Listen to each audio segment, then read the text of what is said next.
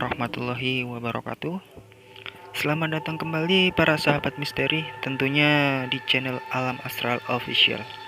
Channel yang membagikan cerita-cerita horor dan misteri yang diangkat dari kisah nyata.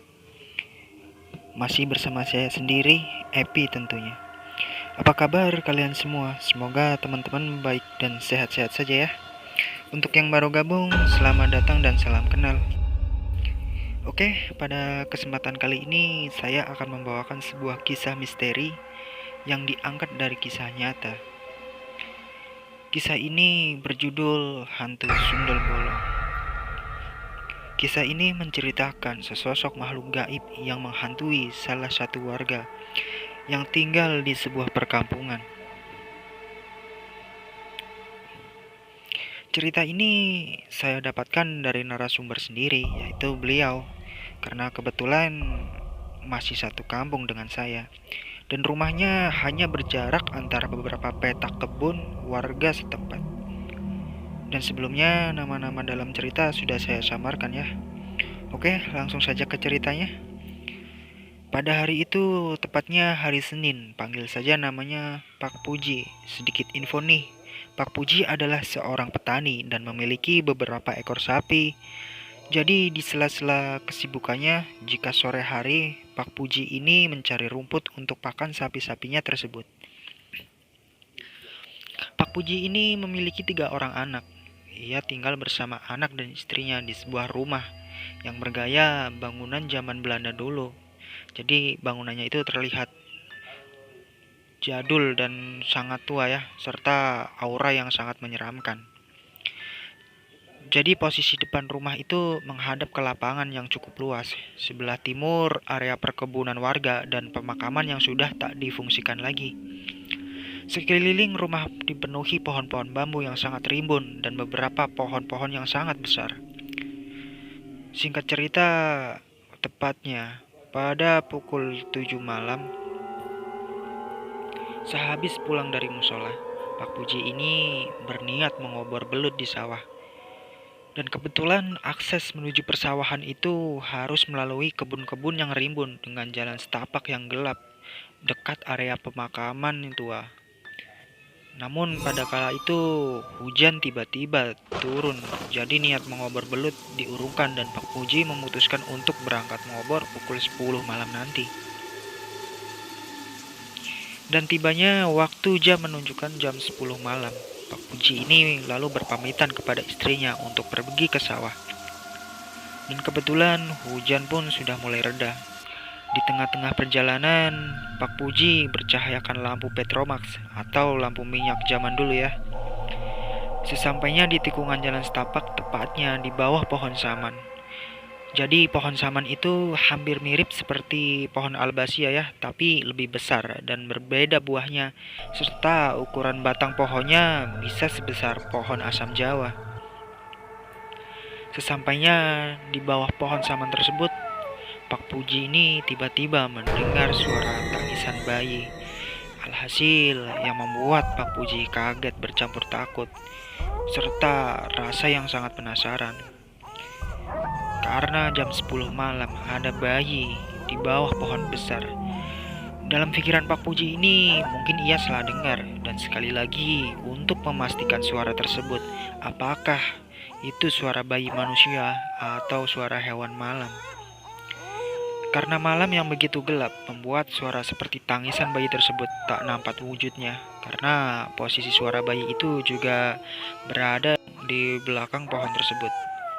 Ketika Pak Puji mencoba mendekati dan mengikuti suara bayi tersebut, perlahan-lahan suara bayi itu menjauh dan Pak Puji pun terus mengikutinya.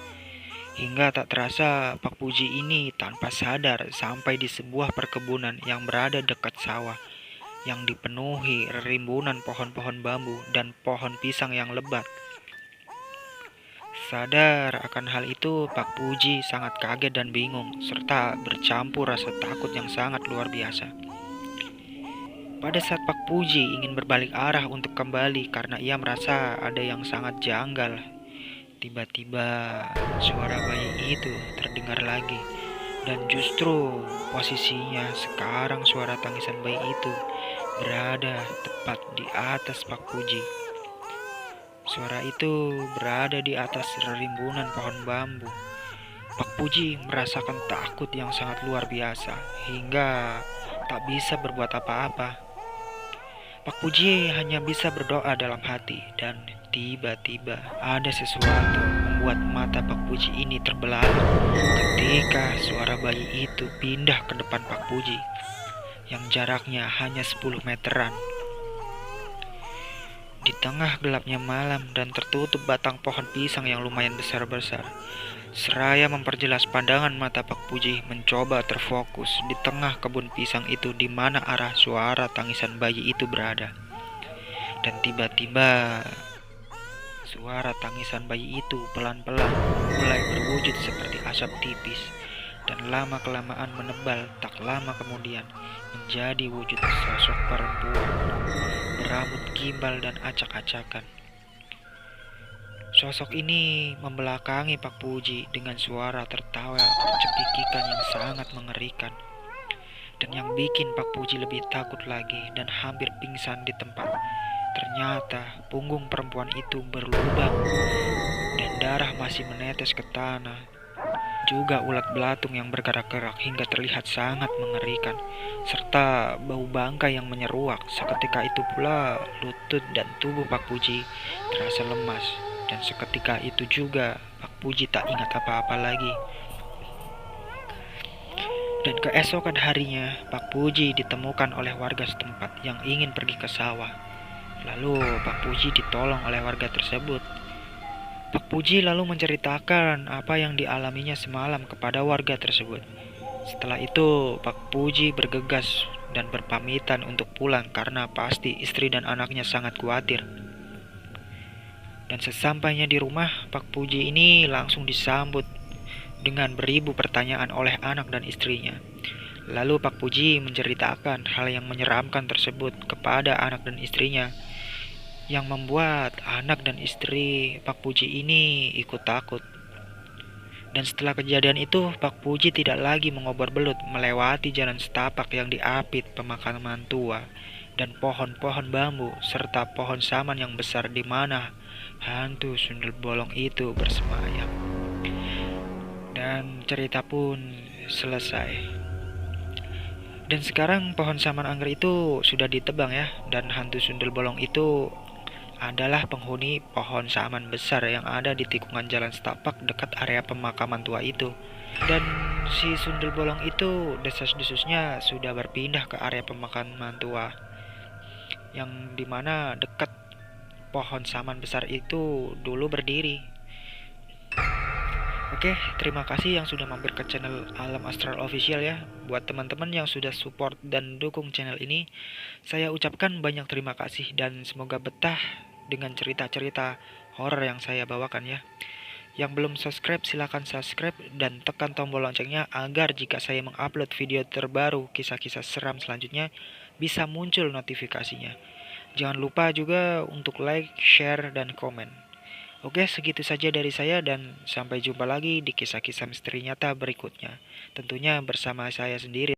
Oke, segitu saja dari saya dan sampai jumpa lagi di kisah-kisah misteri nyata selanjutnya. Bersama saya tentunya Epi. Salam satu misteri dari saya, cukup sekian dan wassalamualaikum warahmatullahi wabarakatuh.